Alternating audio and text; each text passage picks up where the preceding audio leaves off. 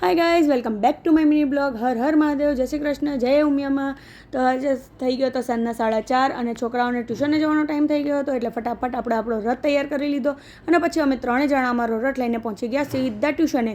Finally આવી ગઈ ઘરે અને ત્યાં તો અહીંયા અમને અચાનક બહાર જવાનું થઈ ગયું, એટલે એ પણ બહાર ગયા. અને અહીંયા તો જો કેટલા દિવસથી અહીંયા રિનોવેશનનું કામ ચાલતું હતું ને અવાજ પણ બહુ જ આવતો હતો. પછી તો આ અવાજથી કંટાળીને હું આવી ગઈ મારા ફ્રેન્ડના ઘરે. આવીને જોયું તો અહીંયા દશામાના ચૂરમાના લાડુ બનતા હતા.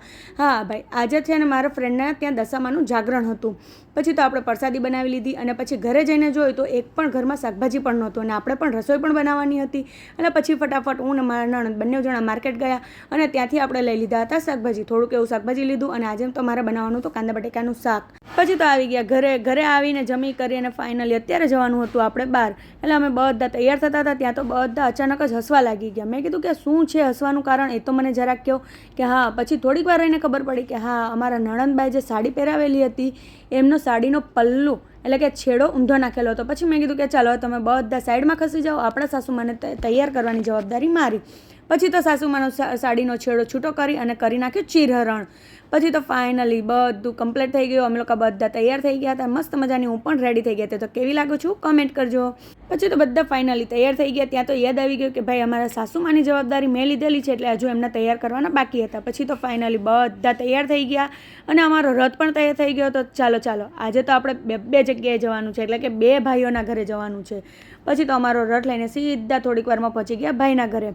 અહીંયા બા છે, એમને બાને પગનું ઓપરેશન કરાવેલું હતું, એટલે બાને મળવાનું બાકી હતું. પછી તો એ બાને બોલાવવા ગયા, ત્યાં મળી લીધું બાને. અને ત્યાં તો અમારા જેઠાણીને બધા આવી ગયા. પછી તો એમની સાથે બધા સાથે થોડીક વાર વાતચીત કરી, ટાઈમ સ્પેન્ડ કર્યો. અને ત્યાં તો આવી ગયા આપણા માટે મસ્ત મજાનું ઠંડુ લઈને અમારા જેઠાણી. તો મસ્ત મજાએ બધાએ કોલ્ડ્રિંક્સ પીધી, માજા પીધી અને થોડીક વાર પાછું બધાએ મોજ મસ્તી કરી, એટલે કે મજાક મસ્તી કરી, ટાઈમ સ્પેન્ડ કર્યો. ઘણા ટાઈમ પછી આપણે અહીંયા મળેલા હતા અને હું તો આ ઘરે ફર્સ્ટ ટાઈમ આવેલી હતી. પછી તો થઈ ગયો તો બીજા ભાઈના ઘરે જવાનો. ત્યાં તો બધાને ટાટા બાય બાય કહી દીધું, જય શ્રી કૃષ્ણ કીધું. અને જો મને તો મેં મયંકને ગાડી લેવા મોકલ્યા હતા, તો મારા જેઠ બાપા કે ભાઈ આપણે અહીંયા જ જવાનું છે, એક ઘરને છોડીને બીજા ઘરે જવાનું છે, એટલે ગાડીની શું જરૂર છે. મેં કીધું કે ચાલો કંઈ નહીં, ચાલતા જ જઈએ. જો ભાઈ અંધારું છે તો ઇગ્નોર કરજો. થોડીક વાર થઈ ત્યાં તો ચાલતા આપણે ત્યાં પણ પહોંચી ગયા. હવે જ્યાં જઈએ ત્યાં આપણે ટ્રાયપોડ લઈને તો જવાનું શક્ય જ નથી, એટલે આપણે પણ મોબાઈલ આપણે મસ્ત મજાની જગ્યાએ મૂકી દીધો. અને ત્યાં પછી બધા સોફા ઉપર ગોઠવાઈ પણ ગયા. અને ત્યાં તો જો અમે થોડીક વાર વાતચીત કરતા હતા અને મોબાઈલ જોતી હતી.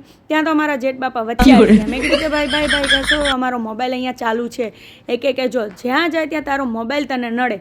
મેં કીધું હા ભાઈ, હવે એ તો અમારું મોબાઈલનું રહેવાનું. જોયું મારા જેઠાણી પણ અમને સપોર્ટ કરે, સાથે અમારું આખું ફેમિલી પણ અમને સપોર્ટ કરે.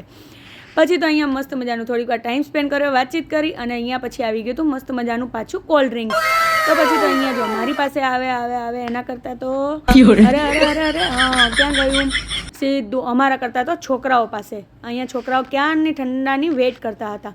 પછી તો એમણે ઠંડુ લઈ લીધું અને અમે તો વેઇટ કરતા જ રહી ગયા. થોડીક વાર થઈ ત્યાં તો ભાભી પણ ઠંડુ લઈને આવી ગયા કે તમારે વધારે વેઇટ કરવાની જરૂર નથી. પણ બધાને કાચના ગ્લાસમાં કોલ્ડ ડ્રિંક્સ અને અમને સ્ટીલના ગ્લાસમાં. ચીયર્સ. પછી તો હું ને મારા જેઠાણીને બધાએ મસ્ત મજાનું ઠંડુ પીધું. અને આમ જો આ કોલ્ડ ડ્રિંક્સ તો મારા જેઠાણીની ફેવરેટ છે, એટલે એમણે પણ મારામાંથી થોડુંક એવું લઈ લીધું. મેં કીધું કે ચાલો હું પણ તમારી સાથે શેર કરું, તમે પણ મને યાદ રાખજો.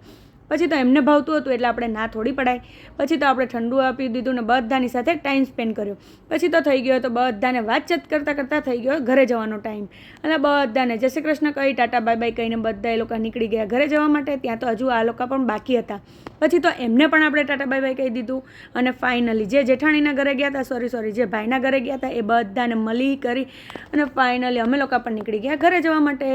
તો તમને કેમ વિડીયો ગમે તો લાઈક, શેર, સબસ્ક્રાઈબ. મળીએ નેક્સ્ટ વિડીયોમાં. બાય.